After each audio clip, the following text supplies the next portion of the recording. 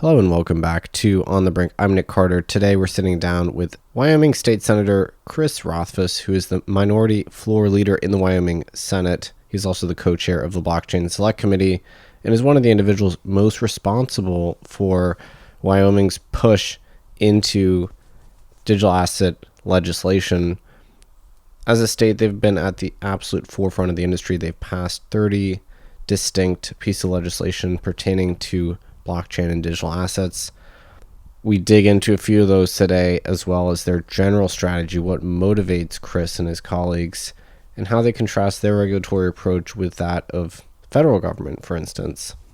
In particular, we talk about the Wyoming Stable Token Act, which is very close to materializing and becoming a reality. We could well see the first stablecoin issued by a state. So we dig into what that looks like.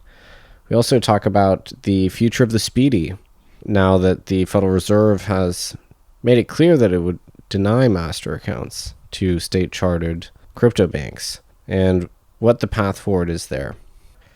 It's incredibly refreshing to have a conversation with Chris, who is so technical and directly engaged in the subject matter, deeply understands the industry, and has a desire to create policy that actually works for the crypto space, especially when we contrast that with what we're seeing at the federal level these days. I really enjoyed this episode and learned a lot. I think you will as well. Let's dive right into it.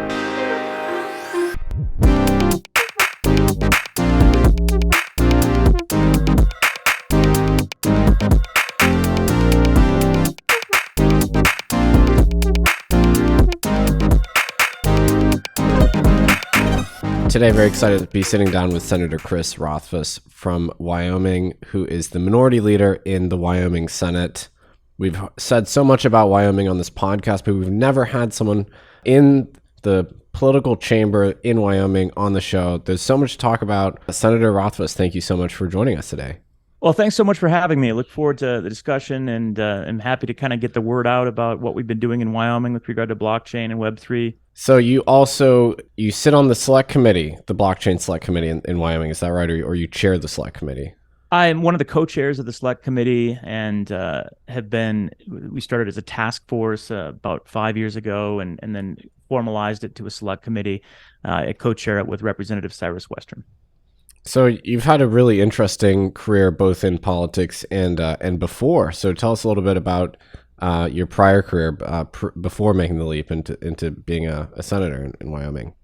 Yeah, absolutely. My background is largely advanced technologies broadly, and I have a master's degree in chemical engineering and another master's in applied physics, and then a PhD in chemical engineering from the University of Washington, which was all nanoscale electrochemistry and kind of fuel cell related science.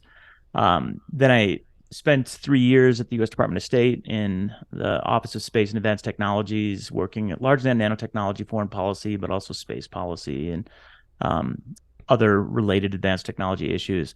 And then we came back to Wyoming to raise our family here, basically. Wyoming's a great place to come from, a great place to go back to. So we had the opportunity to come back. And I've been at the University of Wyoming ever since, working as a faculty member. I'm faculty for the Honors College, but have stayed involved in advanced technologies over the past decade plus, I guess nearly 2 decades now, and have really brought that expertise to the legislature and tried to up the game of Wyoming when it comes to advanced technology policy. And so it's been quite an adventure. I've been in the Wyoming legislature now for 13 years and for, I guess, 11 of those, the minority leader. And what was it that persuaded you to take the leap into politics full time? Or I suppose it's not full time.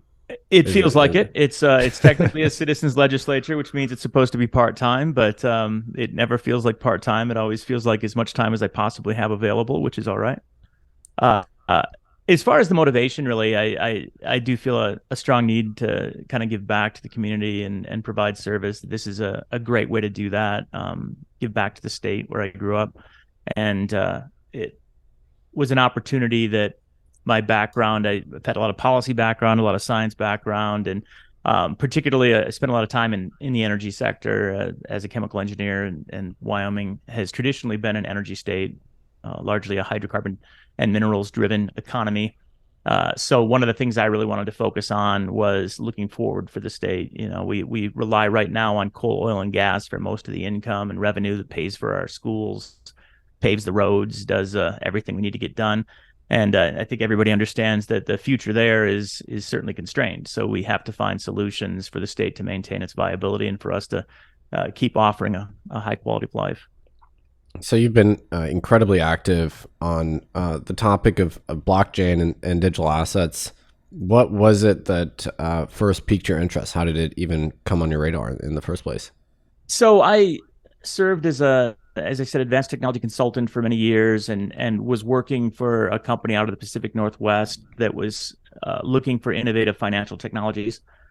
This was probably back in 2012, I want to say. And so my partner and I spent a lot of time looking at cryptocurrencies and other innovations at the time, and that was kind of the first foray into it, was exploring the space back in 2012, understanding that what Bitcoin had to offer, how it worked, and then kind of following the sector after that. And honestly, at the time, being quite impressed with the system of technologies that were put together to achieve this innovative product and solution. So I'm very happy to see that it's evolved over time and that it's continued to grow, and has really effectively begun to realize its mission and the reason that it was put forward in the first place. So it's continued over the years, and then in 2015, in the Wyoming legislature,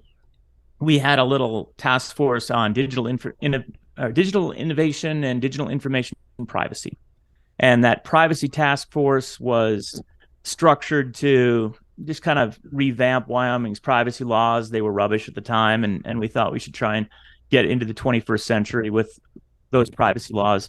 So we spent some time looking at various technologies, and one of the things that came on the radar during those discussions was the fact that a constituent in Wyoming was unable to purchase cryptocurrency through Coinbase. I believe Coinbase was who they were trying to use at the time, because Coinbase would not operate in Wyoming.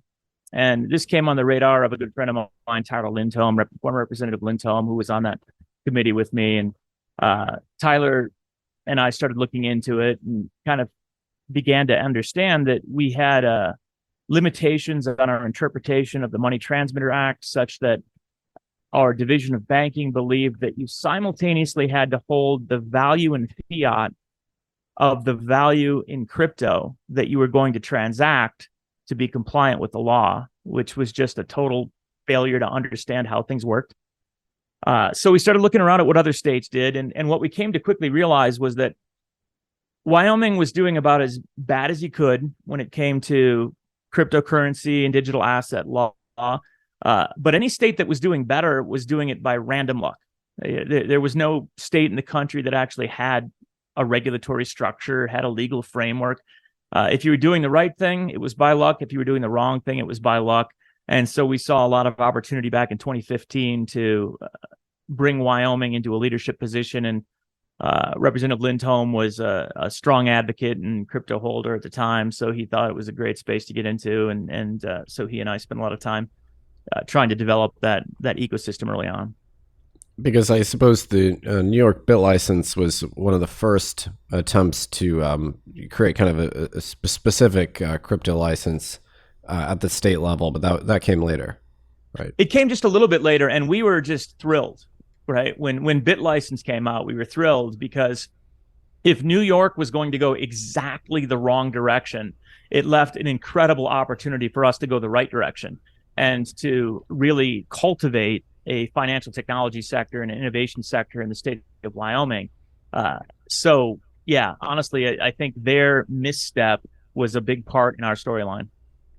So we're going to dive into the specific things Wyoming has done with regards to digital assets and blockchain here in a second. But generally speaking, what has been the sort of guiding star and the motivation to craft legislation that is more favorable to this industry? What is it that actually motivated you here? Well, our primary motivation really was that idea of being forward looking and recognizing that Wyoming needed to find some new industries and areas that we can innovate and lead in. Right, we're a real leader in energy, and have been for decades, but we have to pivot into a space that has a lot of potential for development and an opportunity for the future, not just looking backwards. So financial technology, financial innovation is a space where obviously there's a lot of growth potential, and specifically in digital assets and Web3 and crypto, there is an incredible potential for growth. And we know that. And we know that the community, the stakeholder community, is clamoring for partners. And we heard that loud and clear early on.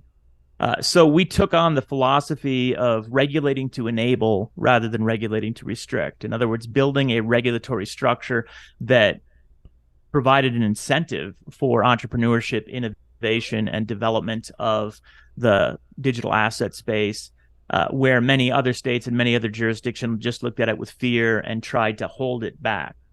Now, at the same time, if you look at our legislation, it all has robust consumer protection. We have worked really, really hard to create as many bright lines as we can while still putting in place appropriate sureties and programs and policies to make sure that our good actors are capable of operating to the freest degree they're capable of, and bad actors would not benefit from our structure, our regulatory system. And I think we've been very successful there, honestly.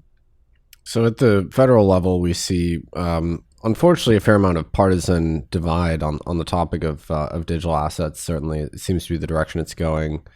What's it been like as a Democrat in Wyoming working with your colleagues across the aisle on these issues?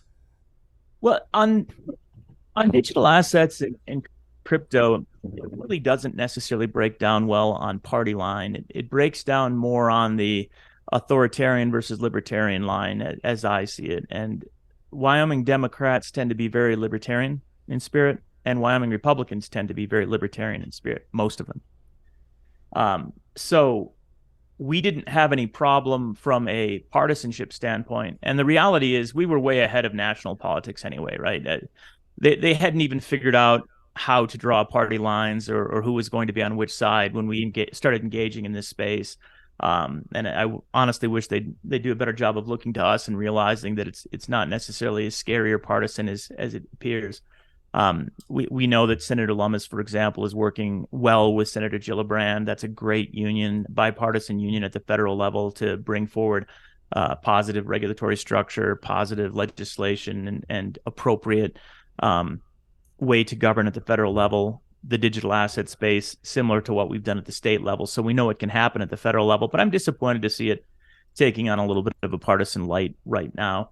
At the end of the day, it really does come down to individual control or government control over finances and currency and everything else we might be looking at in this space. And so it was easy for us to build a coalition in the Wyoming legislature. And honestly, one of the other positives was the fact that we had a strong coalition of legislators that were very experienced, very knowledgeable, and basically that hardworking group of legislators that you always want working on a topic. That isn't always the case. That's one of the benefits of having a select committee or a task force, is that you kind of pick your champions a little bit, and we've had good champions. So I want to dive into all of these specific pieces of legislation. I don't even know where to start. There's so many. You're telling me over 30. I don't know what our count is after the last session. I should go back and count it. But yeah, over 30 pieces of passed legislation. That must be a record at the state level. I would assume so. Yeah. So you're telling me you thought the most underrated one was actually the acknowledgement of digital assets under the Uniform Commercial Code. Took place in 2019, if I'm correct. That is correct. Yeah. So Senate File 125 was our first piece of legislation into this space, and it was very foundational and enabling. Any state that doesn't have a similar piece of legislation, you should not operate. Honestly, and I'll restate that. You should not operate a business in digital asset space unless they have something similar in place. And what this law does is it recognizes digital assets under the Uniform Commercial Code, which is what states look to and what jurisdictions look to for their governance of property. So prior to us passing Senate File 125, and we were the first state to really get into this, nobody knew what a digital asset was. If you were going to court, what type of property is it? How does a court treat it? What do you do with it? What would happen if you had some contested ownership considerations? There was no clarity.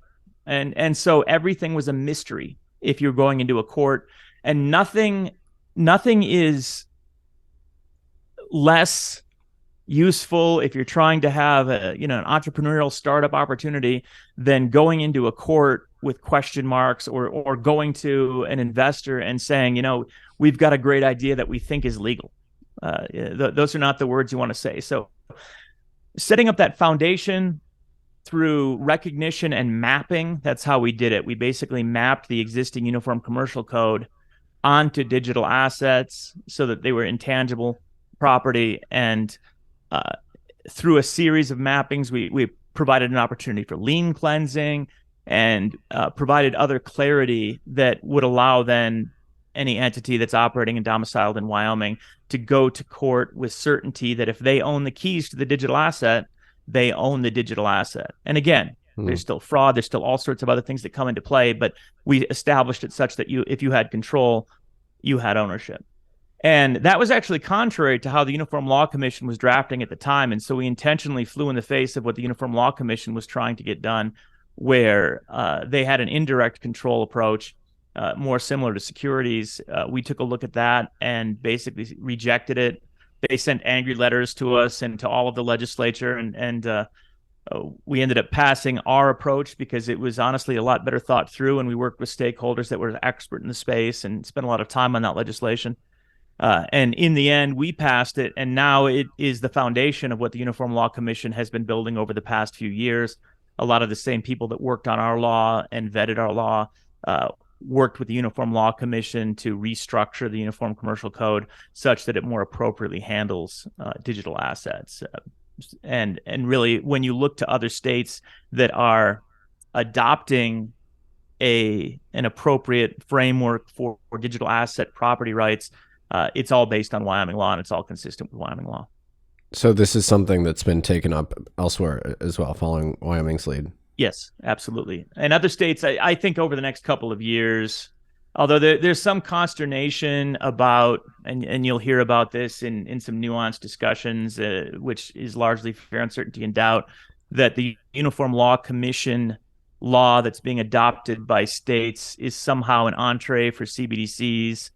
That is largely rubbish, something we're following, but it certainly isn't the intent. The intent is to provide clarity of digital assets and has nothing to do with trying to promote or not promote a CBDC. It's just the idea of how do you treat a digital asset under property law. So I know a couple of governors got bent out of shape and vetoed some legislation on that, but nothing I've seen indicates that there's any scary underside to it. Yeah, actually, was that the case in Florida, or am I misremembering? I believe Florida had that concern, and one of the states near us as well. So they could go back and recraft a little bit. And in fact, we haven't adopted the Uniform Law Commission's version. We still have our own mapped on and are comfortable with it. We are investigating whether we should make any changes to provide uniformity, but right now we don't have anything on the horizon to change our statutes. So I think what a lot of people know Wyoming for is, of course, the SPDI charter, which I've been tracking the whole time, and it's been such a journey, honestly. I mean, watching it get passed and then seeing the first few applications roll in with Avanti, later Custodia, and Kraken Financial, and now others. Yep. And then now that escalating into litigation, the Fed blocking master accounts. So it's been such a drama, honestly. But as someone that's a proponent of free banking, of course, that's not exactly what we're returning to. But I certainly support the state's right to charter their own financial institutions. And of course, if you look at crypto, you look at the fragility in the banking model. I think that, it's certainly warranted to have these kind of full reserve banks existing. So just tell us a little bit about the origin of the SPDI charter and how that's played out since. Yeah, absolutely. So in 2018, we had put together our task force on blockchain and all things digital asset, and basically just ask the question of the stakeholder community: what's holding you back? What are the challenges that you're facing to develop your businesses and innovate? And one resonant concern that we heard over and over again was the idea that these companies they'd start up, they couldn't be banked, right? They'd go to any bank, whether it was a national or local bank, and say, hey, we'd like to open an account so we can pay our payroll. And the bank would read their name. It would say crypto or blockchain or something along those lines. And they would just be told, I'm sorry, we can't bank you. And that raised some eyebrows, and it raised eyebrows for us. So we starting to investigate it, and it turned out that the FDIC had a policy at the time, and this is something that is now well documented. Operation Chokepoint is what it's called. So anyone can look into that and find out all the dodgy and sketchy things that were prioritized and done. But the impact was that if you were a digital asset or crypto company, the FDIC was restricting you from being banked from the federal level, even to state charter banks. So you couldn't open an account. You effectively couldn't be a successful business because you need to pay your payroll with it. You need to operate and interact with the banking system. And that was being denied. So we wanted to solve that problem. So, one of the things that we did on the task force and still on the select committee is kind of thought big. And we just asked the question, all right, well, what would it take to have a bank that didn't have to have FDIC insurance? And so we designed the special purpose depository institution, which is a 100% reserve bank, basically. So you're doing your business is not fractional lending. Your business needs to be something else to make money off of this, where that something else, for example, could be exchanging cryptocurrencies, releasing a stable coin. There's a lot of different possibilities, but basically you wouldn't be lending. You'd be holding in reserve whatever fiat comes in. And so we established a new type of bank charter that was a state chartered bank called the Special Purpose Depository Institution, the SPDI Bank, and spent a lot of time working on it, and then spent a lot of time with our division of banking writing thousands of pages of material for how to operate such a bank, maintain such a bank, establish a charter, achieve a charter, because it was the first new type of charter that the country had seen in decades. And it was a Herculean effort, certainly one of our flagship products. There was a lot of enthusiasm and interest. The next year, as it was being built up, we refined it once stakeholders from around the country and around the world understood it. We ran another piece of legislation that clarified how they could custody digital assets and how that would interact with the bank charter. And we built an incredible creature. But one of the things that's really important to emphasize is that early on, we understood the necessity of interacting with the Federal Reserve. And so we coordinated early legislative drafts. This was clear back in 2018 and early 2019. We coordinated with the Kansas City Federal Reserve to make sure that there weren't any gotchas, there weren't any major red flags. And in fact, in early drafts of the legislation, we even had language that basically said, if there's a problem, here are funds, and here is a path for the state to file a lawsuit to protect the SPDI Bank and to make sure that it has access to the Federal Reserve. In a back and forth with KC Fed, they asked that we take that out and said, no, there should be no showstoppers. Everything's going to be fine. So kind of a little handshake deal there. We said, fine, we'll take that out. We'll soften the language a little bit. We'll go forward. Everything's going to be fine.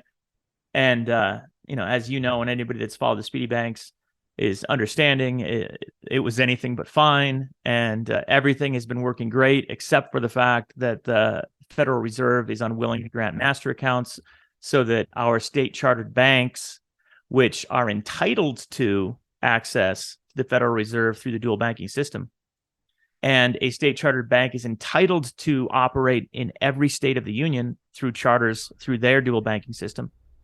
We are being denied access, and Custodia specifically is being denied access to the Federal Reserve. Thus the lawsuit. We've been working on this for, I think we're up to around 2 years now in litigation.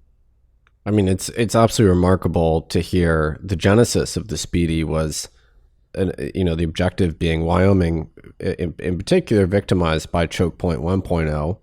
Yep. And then the idea was, well, let's create a full reserve structure that's not beholden to the FDIC. Fast forward to this year, one of the things that perked my ears up about what some in the industry are calling Chokepoint 2.0 was the denial of the Custodia application. Yeah.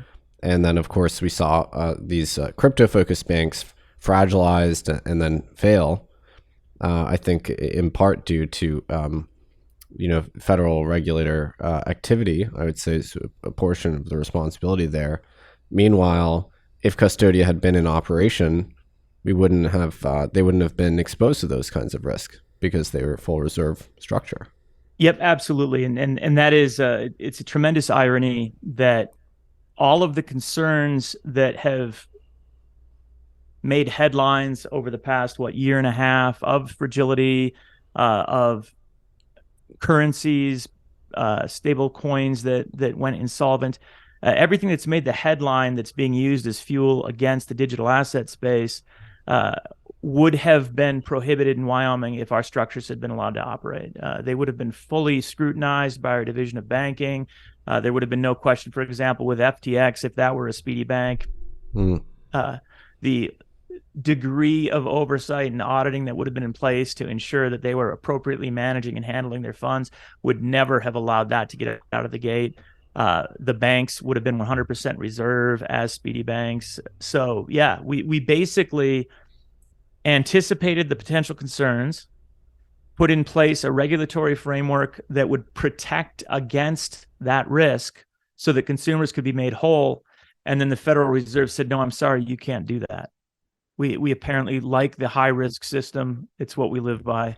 And so we see them effectively collapsing marginal lending institutions because they are doing exactly what the Federal Reserve wants them to do. And we know that's a high risk endeavor. It's another interesting feature about the Wyoming legal corpus is it contains the first mention of proof of reserve I've ever seen at the state level in the U.S., which is now catching on. Right. Of course, a proof of reserve being a type of attestation that a custodial institution would make to demonstrate to their depositors that they have the funds. Of course, now Texas has actually passed some legislation regarding proof of reserves. If that had been in place, as you say, we wouldn't have seen these disasters with the likes of FTX and other exchanges. And again, what it comes down to, which has been the way that we've been able to beneficially operate since we started this project, we've had incredible stakeholder partners, right? Because industry experts, the people in this space, know what they need, know what they want, and good actors want a good regulatory structure, and they want their customers to have confidence and certainty in the industry. And the only way you can do that, good actors understand, is not by just giving a thumbs up to people and saying, no, trust us, it's there.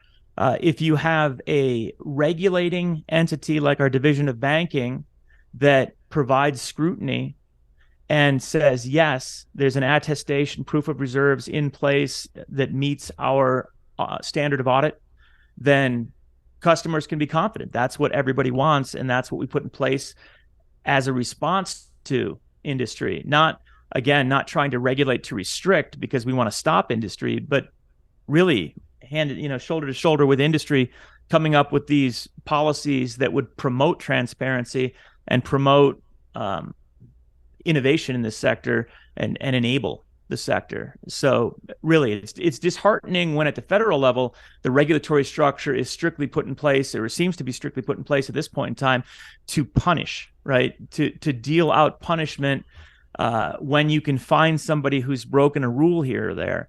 In Wyoming, it's quite the contrary. Our division of banking spent so much time with our successful charters in the Speedy Bank space, just walking through and coming up with agreements and trying to get to the point where everybody was okay with everything, right? I mean, the partnership approach to regulation as opposed to the penalty approach to it, where we need to get some penalties so that we can pay the bills or something. I'm not entirely sure what the motivation is, but you look at the mission of the SEC, you look at the mission of other institutions, and their mission is supposed to be about protecting consumers, helping, but also facilitating the development of these industrial sectors, they do not seem to be on mission at this point in time. Yeah, it's the dual mandate.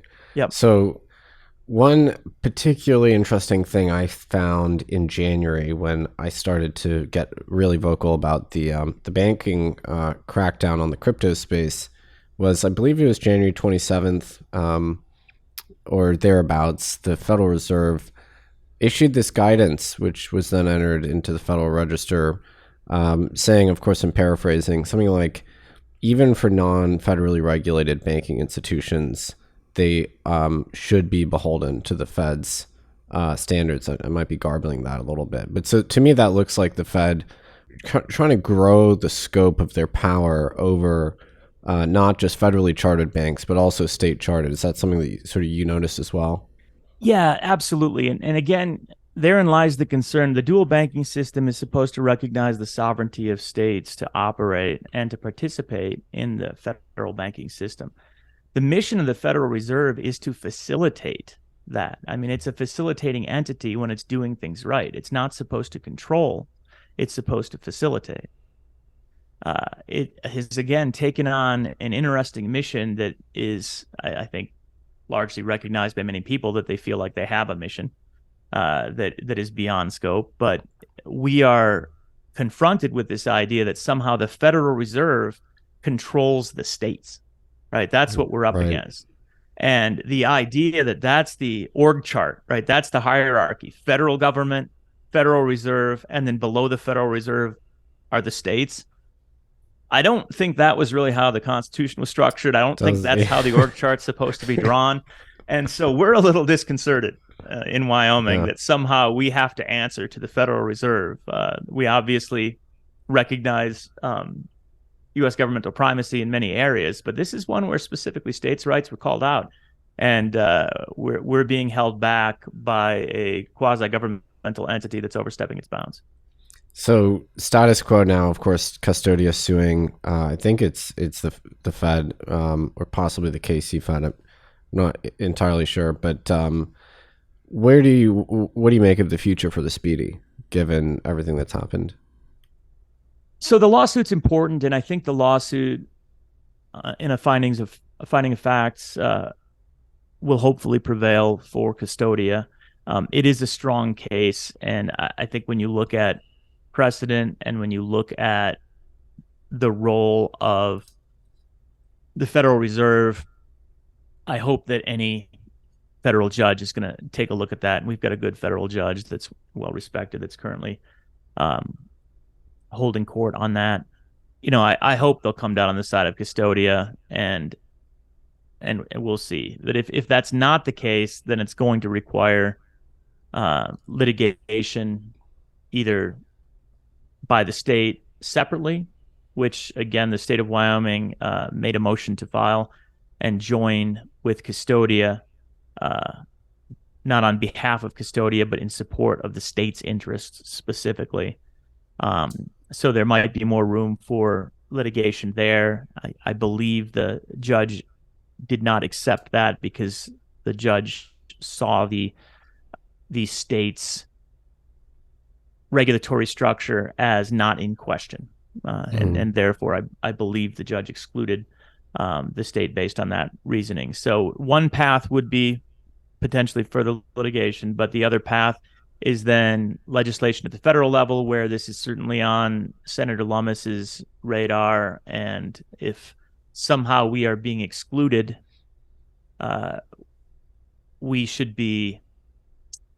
may be required to have more clarity in federal statute to ensure that there cannot be such exclusions and that the Federal Reserve is overstepping its bounds, which I think, again, that should be bipartisan. I don't know how that's a partisan issue. Totally. So on to the topic du jour, the Stable Token Act, which we've spoken about a lot on this podcast, very excitedly. I think it would be tremendous for Wyoming to issue a stable coin. I think that would be a very popular product. Tell us about the Stable Token Act. Yeah. I think you'd introduced that in 2022 and then reintroduced, and it was passed into law this year. What's the intent there? So again, getting back to discussions that we've had with stakeholders and ways to enable the adoption of digital assets and to further the industry. One of the challenges we've had along was this question: would the state of Wyoming accept cryptocurrency X to pay taxes, to operate, to do things in the state of Wyoming with the state of Wyoming? And obviously with many cryptocurrencies, they're volatile. So what would end up having to happen, which would be sort of a wasteful implementation of the system, would be the state would have to receive a cryptocurrency and then immediately liquidate it and turn it into a dollar. Mm-hmm. And that's that's suboptimal. That's not what we're aspiring to for a Web3 enabled state. What we're aspiring to is to be able to engage fully. So then you start looking to, all right, well, let's look at stable coins. What stable coin could we take? And in discussions, looking around at the assets underlying stable coins, while at a personal level, I'm comfortable with some of them. As a policymaker, it does not meet the sort of AAA level acceptance that a state needs to be accepting assets in to engage in that commerce. Mm-hmm. So at that point, you start the conversation. All right, well, again, what would we take? What would it take to solve that? And that's where the Wyoming stable token came from, which was a design of what would it take to meet Wyoming's needs to take a cryptocurrency, which we believe then would meet a lot of other entities' needs. And so we just designed it out. Proof of reserve concepts, right? 100% instantaneous all the time auditing. Make sure that you always know how many tokens there are, which is easy, but also what is the entire balance sheet underlying that asset at any given moment? And what is the risk associated with that asset? And then minimizing that risk, taking it as close to zero as possible. So the legislation specifically allows only for treasury bills. So not even long-term treasuries, not 3 months, like short-dated treasuries. Yep, exactly. So that decreases the risk. We saw, we saw challenges with 10-year bonds being an underlying asset, and the liquidity there is lousy. So making sure that we've got high liquidity treasuries. And then cash would be the only other thing that you could have. So you've got two options, cash flow cash and U.S. Treasury bills. Once again, keeping with our theme of over-reserving, which we do with a SPDI bank, where a SPDI bank's required to have 102% reserve instead of 100% reserve. We drafted this so that it would be 102% reserved of the outstanding tokens. And again, when you contemplate the lifetime of that with regard to treasury bills, it should always be instantaneous asset positive, so that under a full liquidation event, we would have a liquidation of over 100%. And if that's not quite right, if as we look at the cash flow, we'll readjust, right? That's the intent, is to ensure that your instantaneous liquid asset has a value over 100. And then from the state's perspective, we are not bankruptable, right? So as long as it's a state asset, a state trust, which is how we established it, right? A Wyoming stable token would be a token that represents a US dollar held in trust on behalf of the token holder by the state of Wyoming. So to be clear, we don't own the asset. The asset is held in trust by the state on behalf of the token holder, where the token represents ownership of the asset. That's very important. And it's different from stable coins, right? We use stable token differently than stable coin in a strict definitional sense, because a token designates ownership, where a coin designates the asset itself, which may have underlying assets to support it. So that's something that I try and carefully delineate, because Wyoming is not the owner of the dollar. We didn't create a new currency, which is a violation of the U.S. Constitution. We are holding a dollar in trust on behalf of the token holder. It's there when you need it. The dollar will be there, and we never spend that dollar. We never use that dollar. It can only be held in trust through the treasury bills or in cash on behalf. So we're trying to de-risk it to the point where we can get as close to zero risk as possible. and really working through a lot of what we perceive as challenges out in the space where we see risk. How can we as a state remedy that risk? And then we have some additional advantages, obviously, as being a state sovereign, where others are struggling, for example, with the SEC sending them letters, and then that letter means if you don't obey the letter, you'll go to jail. That's not really how it works with a sovereign state like Wyoming. And once again, the SEC doesn't get to send Wyoming to jail. They would have to prove that the state of Wyoming was actually violating a law before shutting us down, which is a much better position to be in. And I think, again, getting back to additional motivations for this, it provides a great opportunity for a state to open doors for the private sector in the stablecoin, stable token space by forcing the SEC to actually, use a legitimate fact set instead of just fear, intimidation, and their ability to just stop you from doing something, whether it's right or wrong. So I know I believe the law states that this could exist as early as July of this year, if I'm not mistaken. But is that right? Well, so as the law is written, it aspires to a issuance of a token by December 31st of this year. We're going as quickly as we can, but at the end of the day, that 1.0 first token issuance, if we get it, is obviously going to be sort of a beta limited edition kind of thing. We want this up and running though very soon. It's critical right now. I'm excited to get my hands on one. Yeah. In terms of the sort of the practical next steps, what needs to happen to make this a reality between now and the time that first token is issued? So we've had a couple of what are called Stable Token Commission meetings. So we established through the legislation the Wyoming Stable Token Commission that is responsible for getting this up and running.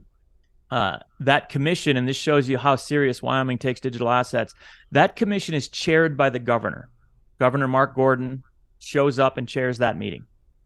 The Wyoming treasurer, Kurt Meyer, is a co-member. The Wyoming auditor, Christy Racinas, is a member. So the top three members of that Wyoming Stable Token Commission are three of our top 5 electeds in the state of Wyoming, and they're the ones that show up to the meetings. They had the authority to appoint additional members, and so they've done that. A few members, up to 7. And that is the entity that is then responsible for getting this up and running and doing the exploration. So right now we're kind of in a process of characterizing the token and or tokens. I mean, realistically, the vision, although it's not explicit in the legislation, it does say one or more. As a state, we don't want to pick winners. That's not our thing. So the vision that we are coalescing around, you can imagine, is having several blockchains that we consider to be robust blockchains that we issue tokens on, so that we're helping to build up a variety of communities that are well vetted and have a lot of stakeholders in them, right? We want to support a variety of them. I don't know what the token 1 will be issued on. We don't know that yet, but I'm hoping to get up to 3 different chains very quickly so that it's clear that we're with everybody. We're not with any particular blockchain. And then be very thoughtful about which chains to go on. We've talked also, again, keeping risk down. We don't want to do any bridging ourselves. We don't want to do anything along those lines ourselves. We want to have as small of a role in the actual operation of a coin as we can, because we're a state. Right. We don't want to take on any additional risk. So that's another component of what's going on with the commission, looking for the partners, looking for people to work with. Those commission meetings are public meetings, as are all of our select committee meetings. We take public input. Anybody out there is invited to provide input, discussion, whether it's written or whether it's sending me an email. I'm not hard to find. And again, trying to build this as well as we possibly can and bring on players that have experience in the stablecoin space. We've had a great reception, as you can imagine, even from folks that are stablecoin operators, because they want this this industry legitimized. They understand there's plenty of room for plenty of actors. We're not trying to crowd anyone out. I want to enable this space, and at some point have a multitude of opportunities and options available with different features and different assets and different reasons why you might want one over the other. We just want to open the door. And referring back to what you said earlier about diversifying the state's revenue sources, I mean, stablecoin is, if it succeeds, a financial, fantastic product, given that, you're basically keeping the net interest income. And you look at aggregate market cap of fiat-backed stables, 130 billion today. Yeah.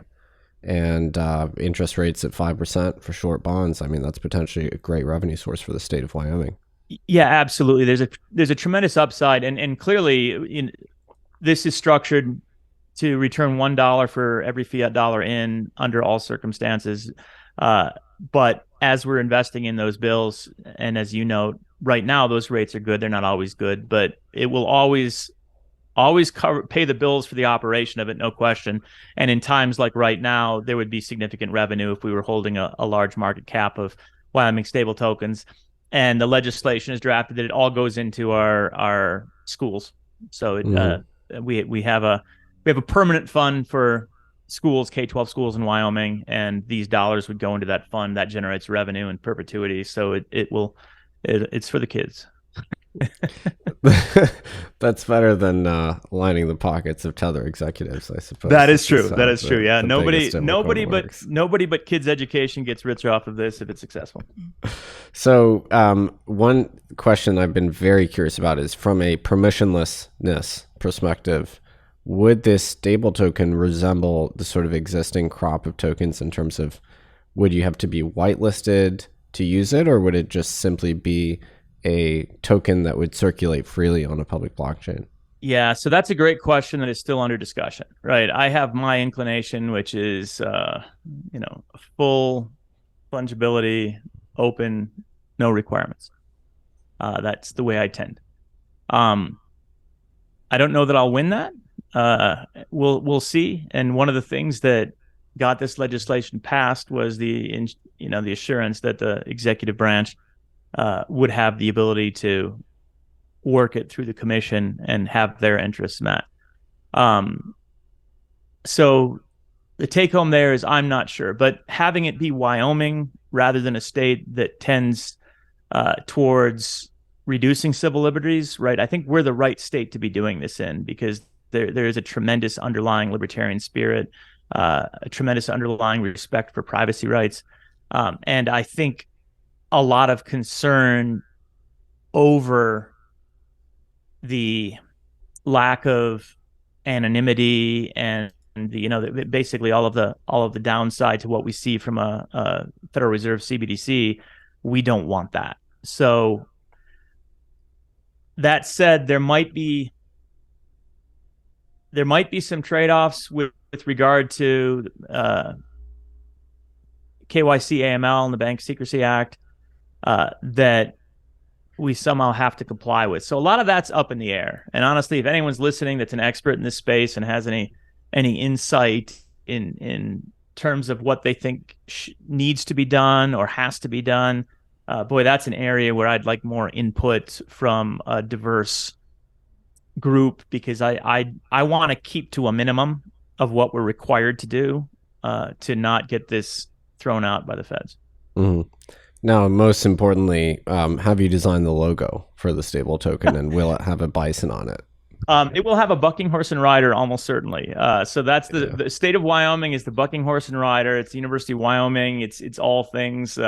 We ship shipping containers around the world with the bucking horse and rider. So one way or another, it's going to have the bucking horse and rider steamboat, and yeah, I'm looking forward to that. That logo is going to be great.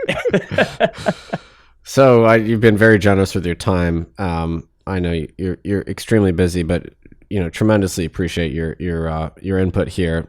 So I would say, just lastly, when you reflect on your tenure on the select committee and your time in the Senate and your efforts in the sort of digital asset space, what are your reflections on that? How do you feel about what you've achieved in terms of the body of work so far, and how the industry's responded to? Well, I'm very proud of what we've done through the select committee, because I see it as being how government operates when it does things the right way. And I say that because we're nonpartisan. We're open to the public. We invite ideas from stakeholders. We work together to craft solutions, and we're trailblazing. And most of the time when we do legislation and pass laws, we more often than not just copy and paste what somebody else has done. That's the best way to pass a law, is check for something that's tried and true. We can't do that here. So this is all de novo. And I'm proud of the legislature for allowing us to do that, right? So we've got a lot of members that don't know anything about cryptocurrency and digital assets, but they have faith in us. They have faith in the legislators that are on this committee, that we're doing the due diligence and doing the right thing. And so they put that faith in us through their votes. And then what we've done is we've come back with each significant piece of legislation and we've iterated, right? We've gone through it and gotten stakeholder feedback and done what is effectively bug fixes, right? I mean, we're more like a software development system than a traditional legislative system, because we do a feature freeze, we issue legislation, we collect bug reports, we do a bug fix bill, and then we issue the next generation of it. And it's been a tremendously effective process that, as I mentioned, we've passed over 30 bills that have been just widely supported by the stakeholder community. And we've worked with incredible partners along this path. If we collectively, if legislators, the legislature, and if wouldn't it be nice at the federal level, they could operate this way, where they're trying to produce a quality product first instead of a political victory, I think we'd get a lot more done. So last question, how should our listeners reach you if they want to provide feedback on any of these initiatives? What's the best way? So my email is easy. It's chris.rothfuss@wyoledge.gov. My cell phone is a Google search away. I don't know if you want to give that out. As a Wyoming legislator, it's not exactly rocket science to get a hold of us. And please do. Again, these ideas and what we've been working on don't come from committee members. They come from the public and from stakeholders that have realized that they can actually reach Wyoming legislators. And, it's a funny story, a little last anecdote.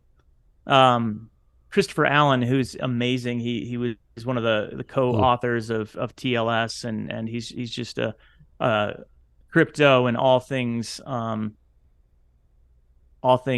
security guru. He's from California. He lives in California. He tried to bring all of his expertise and knowledge and passion and advocacy to the California legislature, and couldn't get past like tier 1 staffers. Mm-hmm. I don't know, 6 years ago, he shows up to a meeting in Laramie, Wyoming, and he's been at every meeting since, either virtually or in person. And anytime I need that technical expertise, he's our guy that we go to, as well as some experts from MIT Media Labs and Stanford, and all. The world has engaged, and all it took was us picking up the phone. I mean, that's really all it took. So, to your listeners, we're interested. We're here to listen and understand what stakeholders need, and understand maybe where we don't have things right. That constructive feedback is a big part of our process. So, yeah, if you've got my name spelled correctly with 2 S's, Chris Rothfuss, then you can certainly find all of my contact information pretty quickly, as well as any member of my committee. Well, Senator, it's tremendously inspiring to watch you work, and your efforts to not go unappreciated in the crypto space. So thank you. And thank you, Nick. Lovely having you on today. Yep, it's been great. Appreciate the discussion.